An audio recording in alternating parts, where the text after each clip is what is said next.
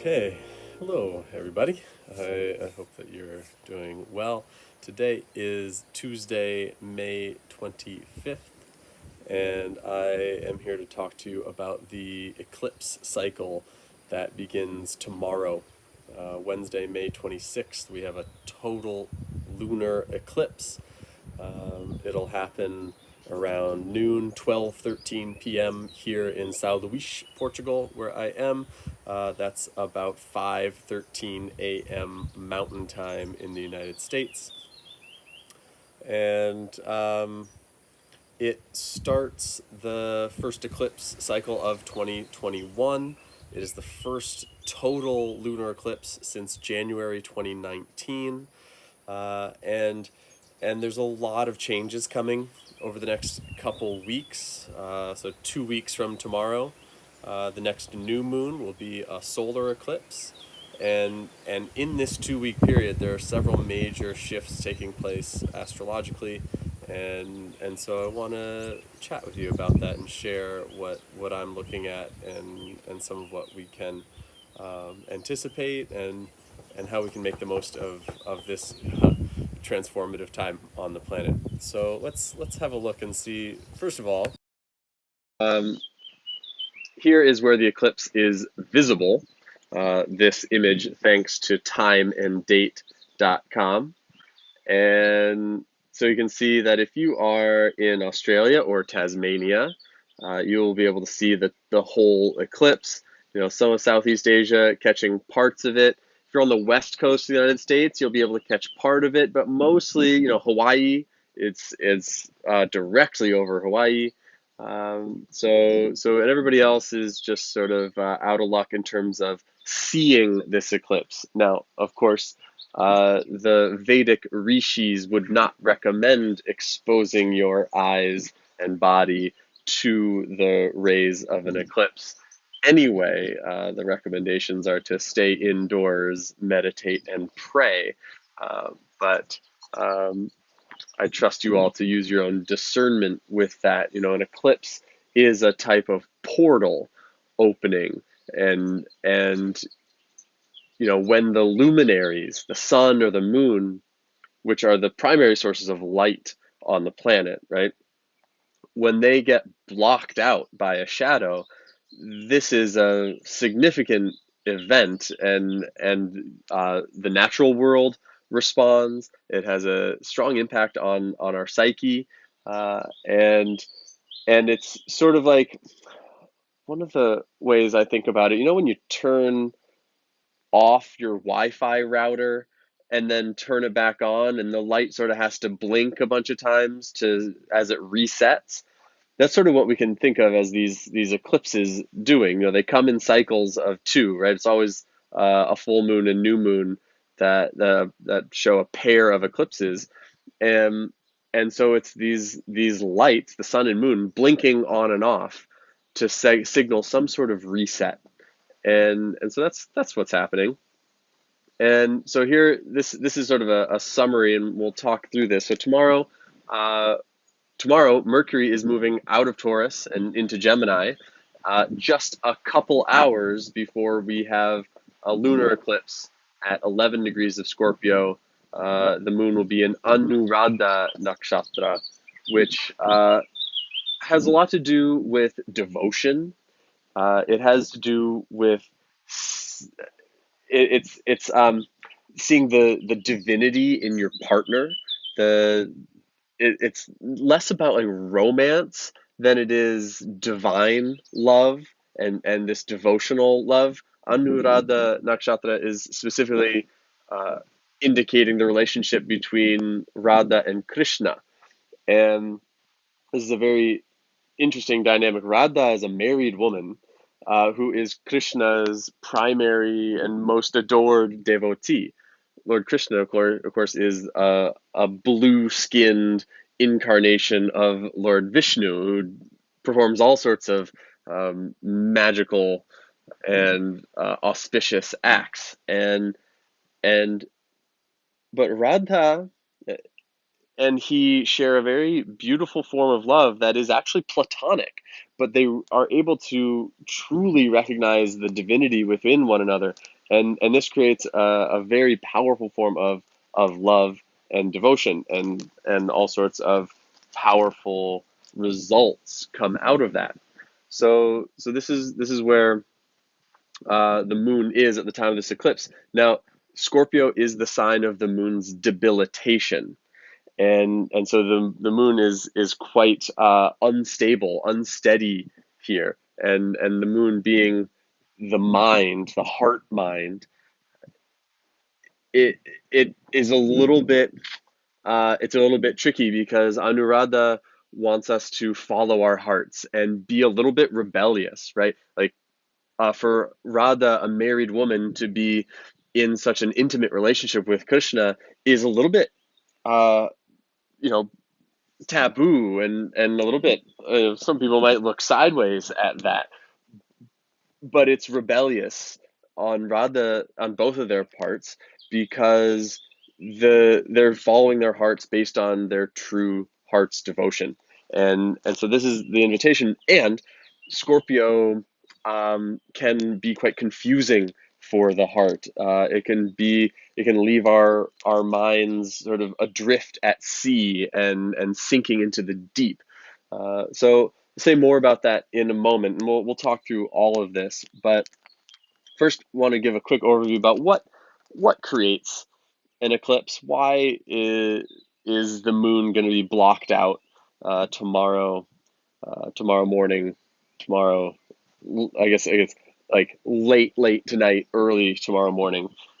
So here is the relationship between the sun and the moon and the earth, and here is the moon right here, and we can see that as the moon goes around, every new moon is when the moon is here in between the earth and the sun. Every full moon is when the moon is over here on the opposite side of the earth from the sun, right? So the all of the sun's rays can hit the moon and light it up.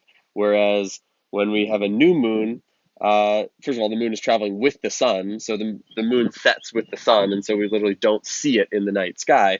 But even if we could see it, uh, the back of the moon is lit up and the front is dark. So this is this basic structure.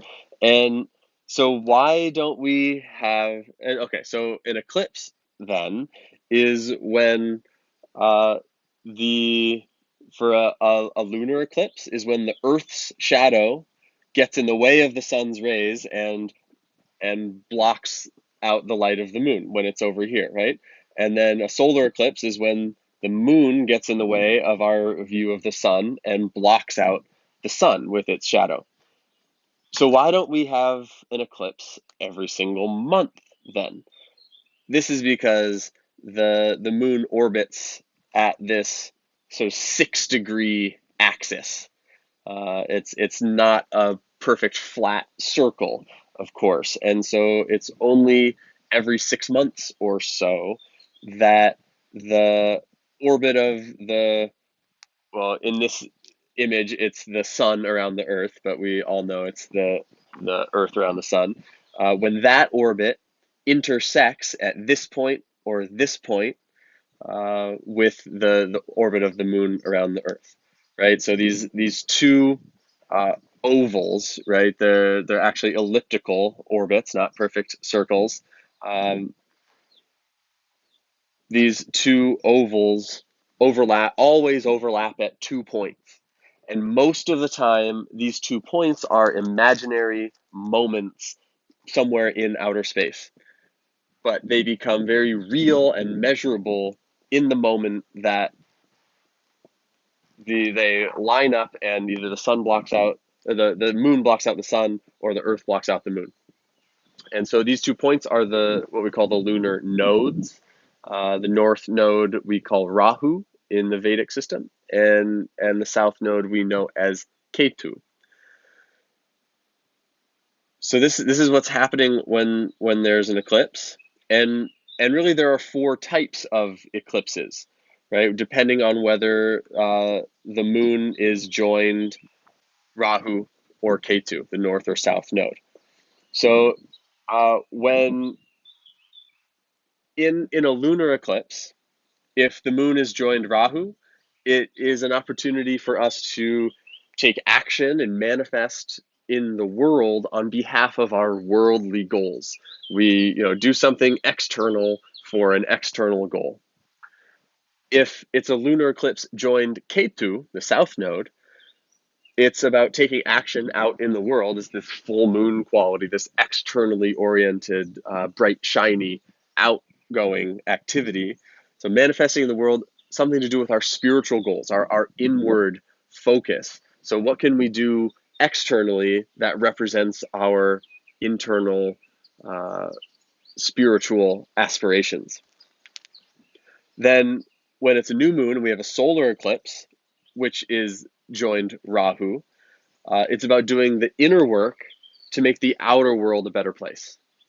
So, what can we improve in ourselves that will help manifest a more beautiful world? When a solar eclipse is caused by Ketu, it's about doing the inner work for our spiritual goals, for a deeper connection to self. It's the inner work. Okay, so I'm going to work on myself so I can become closer to the person I know myself to be, my true self. So these are the four types of eclipses. So what are we getting this time? Well, this is the chart for tomorrow's eclipse. And you can see that here is the sun with Rahu up in Taurus. And again, really quick, this is Vedic astrology. We use the sidereal zodiac. It is a different measurement than Western astrology. So anyone who's following any of your talented Western astrologers, they are not wrong. I am not wrong. We're just measuring something different. Okay. So right now the sun is squarely here in Taurus with Venus. Rahu is there as well, and here is the moon down in Scorpio in Anuradha Nakshatra within 6 degrees of Ketu. So this is the moment of the eclipse at 12:13 here in Western Europe. So the moon is joined Ketu. This is a lunar eclipse. So this is about manifesting in the world our spiritual goals. What can we make of that? For me, it comes down to walking your talk. And we all have ideals that we aspire to and that we claim and perhaps proclaim and talk to others about our moral dignity and our sense of righteousness and who we aspire to be in the world and what is this sort of capital T truth and what is the right way to be and what does justice look like and and it's all very nice to have high ideals. Now is a time to put them into practice. uh, for me that looks like a rededication to my daily practices. uh, One of my teachers, I believe Sam Geppy, talks a lot about how religion is beliefs, spirituality is practice. And so, it's all fine and good to be religious and have firmly held beliefs and philosophical understandings about the way the cosmos functions. But what are you doing about it on a daily basis? How does that inform your behavior and your choices in the world? And so for me, I'm in a process of once again recalibrating my daily rhythm and waking up at a good time and doing my morning meditation and physical cultivation and taking care of my body, eating well. These are spiritual practices that form the foundation that allow me to uh, go out into the world and behave in a way that aligns with my internal sense of integrity.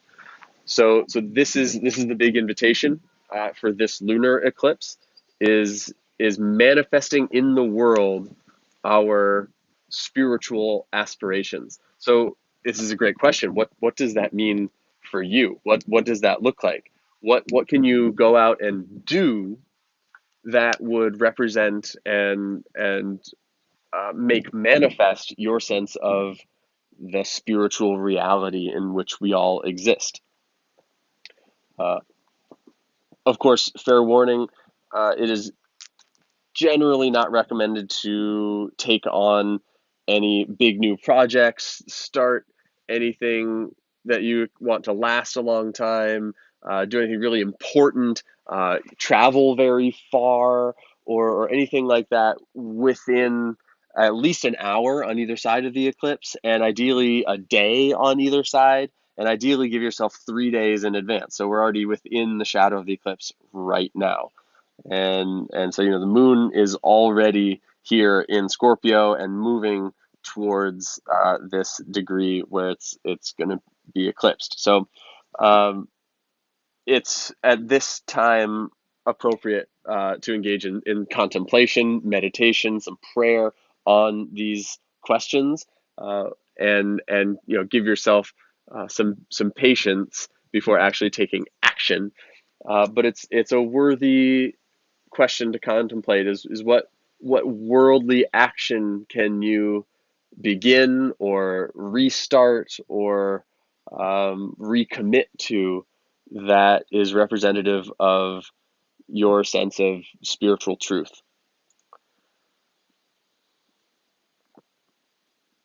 Yeah.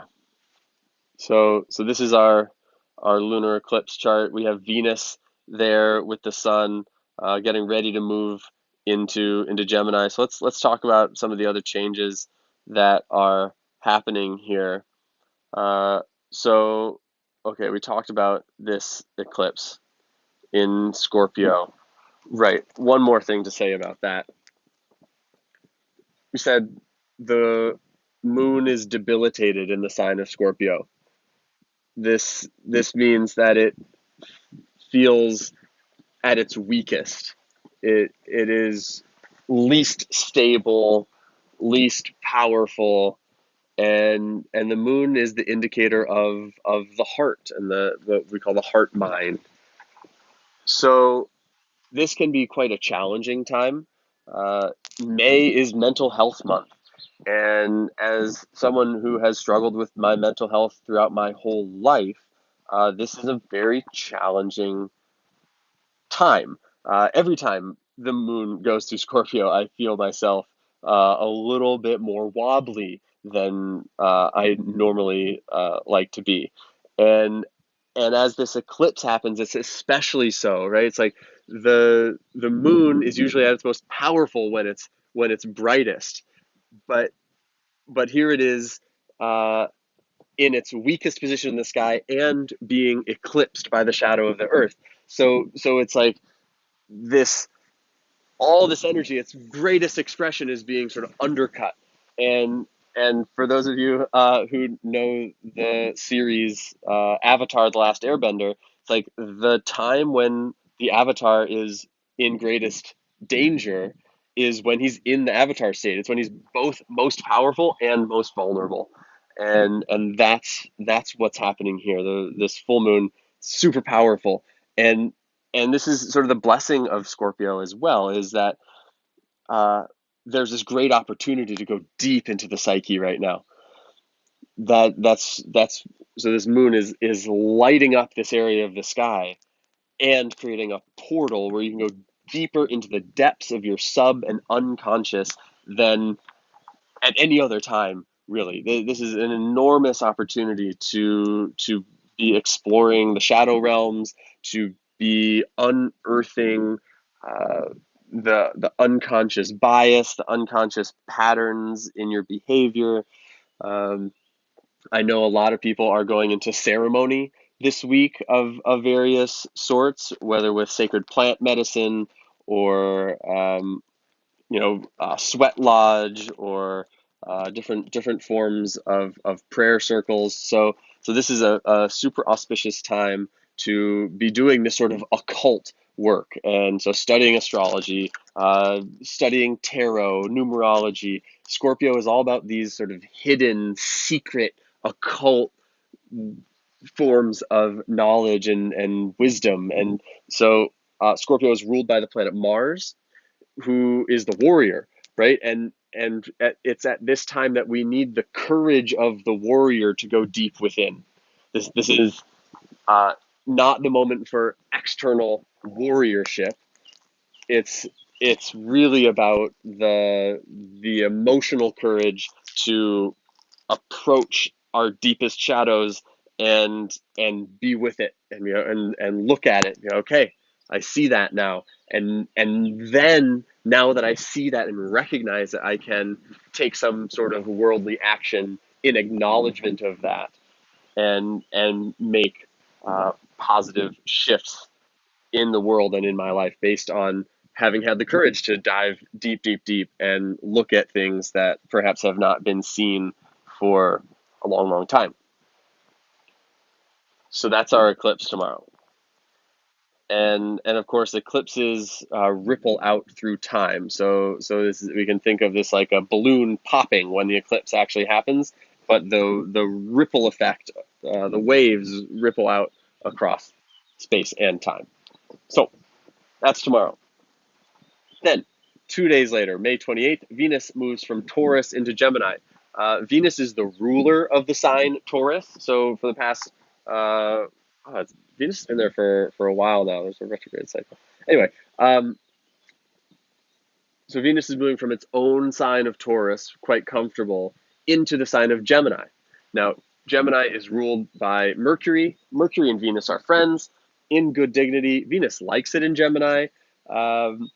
There's a sense of like very beautiful communication and appearances, and it's like a great time for sales and marketing and putting up good appearances and making things nice and so that they can be seen and heard in a pleasurable way.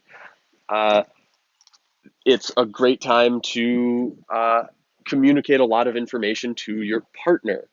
Venus is the planet of love and lovers, Gemini as the sign of communication, active communication. You know, it is a good time to maybe study nonviolent communication or enhance your communication skills in partnership or in whatever committed relationships you're in. I'll bet there's a way you could fine tune and increase the frequency of your communication and yeah, fine tune your communication style. Now the warning that comes with Venus and Gemini has to do with uh,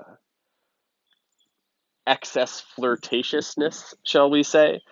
Gemini, very talkative. Gemini is the one who likes to talk to every single person at the party and always has an anecdote and always talks really quickly and blah, blah, blah. And I have a lot of Gemini in my chart.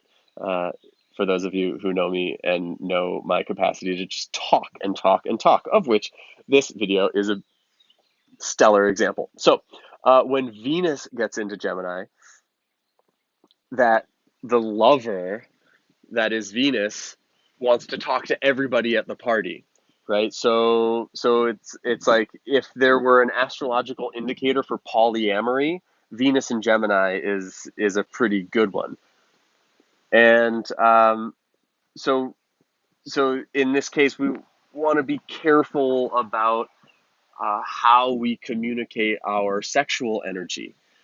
Are we being too loose with it and communicating it to everybody, or is perhaps this an invitation to be a little bit more open with it and speak your desires and say what you want and tell that person you're attracted to, hey, I think you're beautiful, right? This is one side of it. The other more sort of like shadow side would be infidelity and just like ungrounded, just like whatever. I want to kiss everybody that I think is cute, and so um, that's one expression of Venus in Gemini. So let's just be mindful of that. It can be really fun. Venus in Gemini is super flirtatious and fun, and let's keep it light-hearted that way, and not make any frivolous errors that cost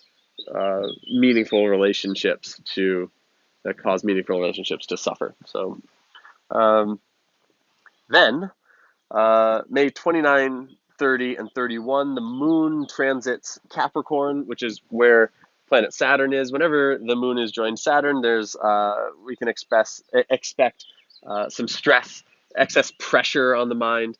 There's just this sense of limitation, and it's just possible that you'll feel a little bit constrained those days, and so just know that just take care of vata on those days, right? Just be a little bit calm, move slowly, be gentle with yourself, eat some simple food, something warm and soupy.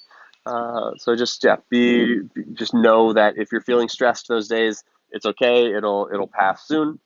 Uh, well, um,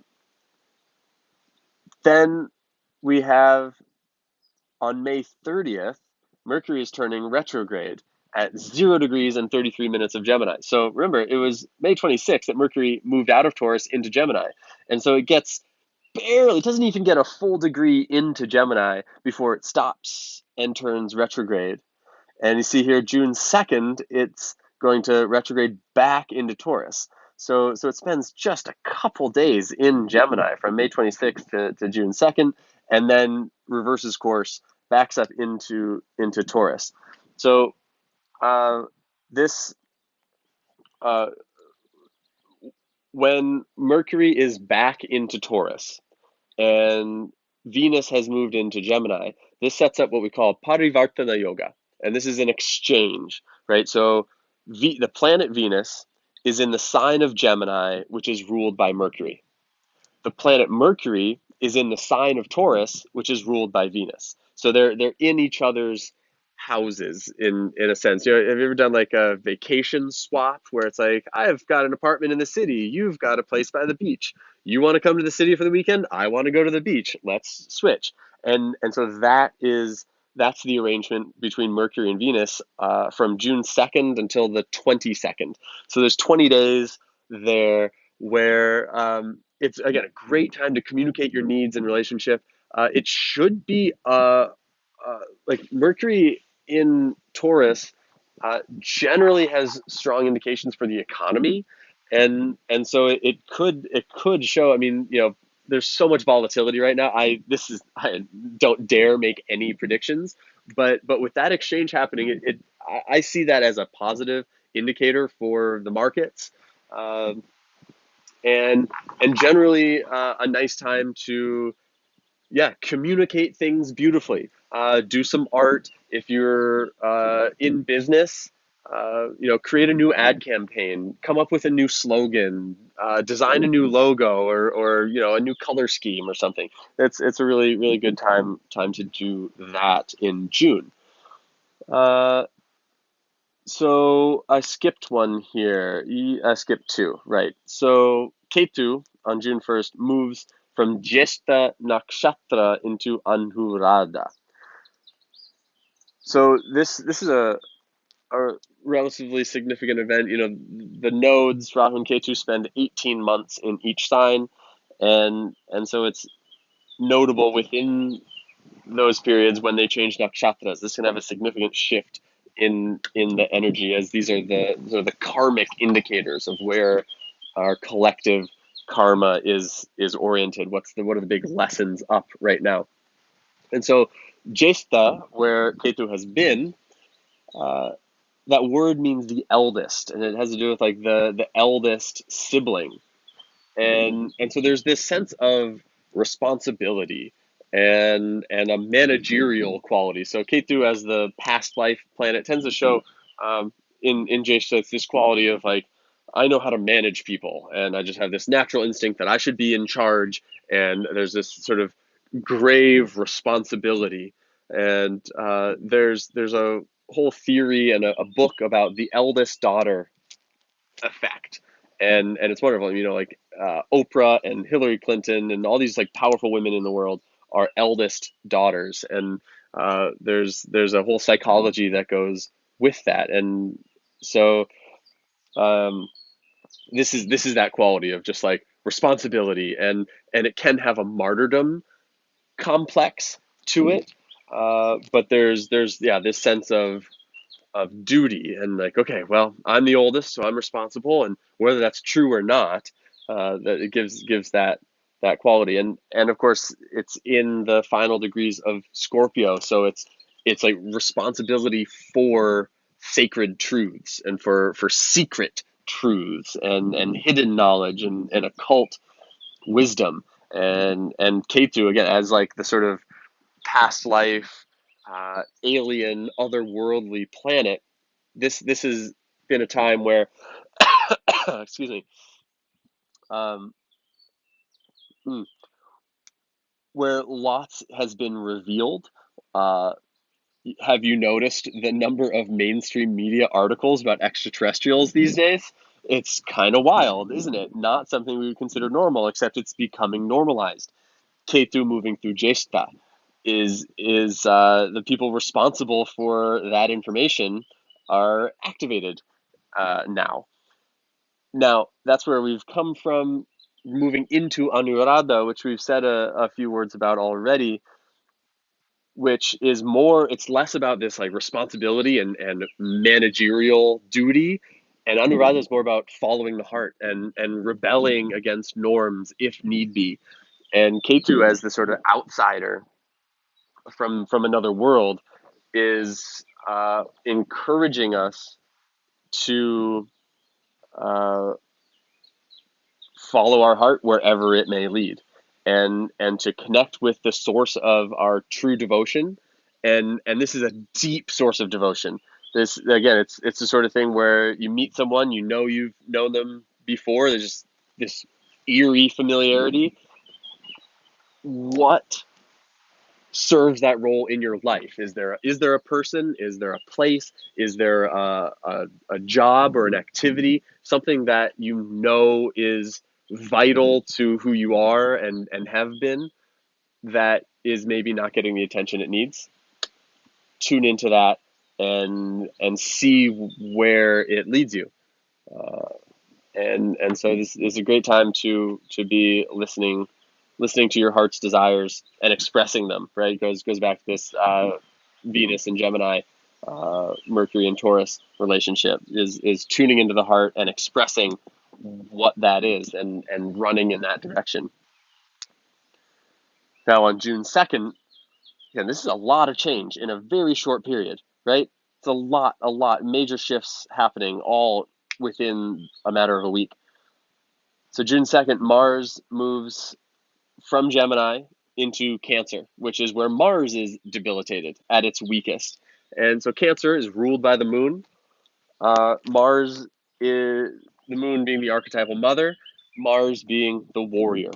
And and so this is an example of like, the veteran soldier coming home from war to his mom's house, and you know mom like licks her thumb and wipes some stuff off of her baby boy's face, and it's like, mom, stop. It's like this sort of like awkward, and like the warrior feels a little bit patronized too, or infantilized, and that's not very comfortable. And the frustration or anger that arises in being infantilized cannot find appropriate expression because he can't yell at his mom in with any sense of like respect or dignity, uh, and he can't use all the skills he had, from battle that he has against his mom. It's not really an appropriate place to express that, but that's who Mars is. It's the warrior, and there's this like inability to appropriately express aggression and anger and that whole realm of emotional tones when Mars is in Cancer. Excuse me. Take a drink.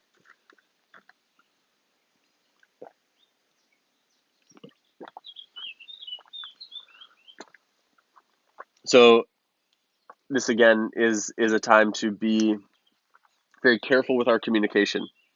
To err on the side of saying things beautifully, or if you're feeling enraged, go paint about it, or uh, you know, play the guitar, or jump on the trampoline, or go to nature. but don't yell at your mom. And that's both like literal and metaphorical, right? Um, Mars in Cancer is a time when we are likely to have trouble expressing anger, expressing rage, and it may come out in funny ways. So just being aware of that can be the only remedy that you need. Uh, but but if you feel it arising in you, if you already have trouble expressing anger in healthy ways, this is an important time to find safe outlets. Exercise is the best one I know. Um, and so, instead of yelling at your mom, write a poem, write a song, and keep the peace. So that all leads us up to June 10th, which is the solar eclipse. June 8th, the moon will enter Taurus, moving towards at 25 degrees this eclipse. So really, my teacher Freedom Cole says that the shadow of an eclipse is really 3 days before a lunar eclipse and 10 days before a solar eclipse. So 10 days before June 10th is really this June 1st, right? So already here we are in the window, in the shadow of this eclipse, but especially June 8th, the moon enters Taurus, and we're heading towards this solar eclipse, about which I will make a second video sometime in the next couple weeks. My plan for this 2 week period between the eclipses, right, from full moon to new moon, that 2 week period, I'm planning a whole bunch of panchakarma, some Ayurvedic cleansing. I'm planning to prioritize my meditation practices, my daily routines. I plan to be very, very gentle with myself. I plan to travel as little as possible. Oh, that's the eclipse chart. Okay.